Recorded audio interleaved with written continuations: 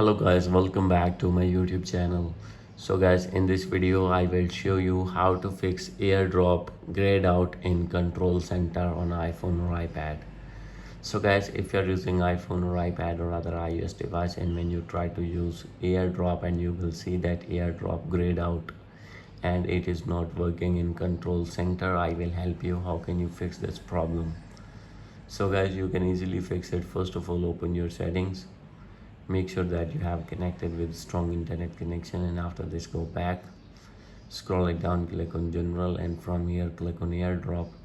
You need to make sure that you have turned on bringing device together. If it is off, then you need to make it on. And guys, after this you need to turn on your mobile data and also Wi-Fi, and now you need to go back. So guys, now you need to check that your problem has been fixed or not.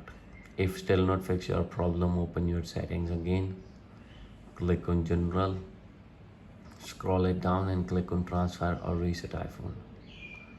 Click on reset, and here you will see the option of reset all settings. You have to click on it. Here you need to put your iPhone passcode, and after this all the settings will be reset and your AirDrop will be working fine. So guys, after doing this method, if still not working or still grayed out, then you need to check for software update, and you need to update your iPhone to latest iOS version. And guys, after updating your iPhone still not fix your problem, then no need to worry. You have to open your Apple Sport app. You have to download it first. Select your gadget, click on more, and from here click on AirDrop,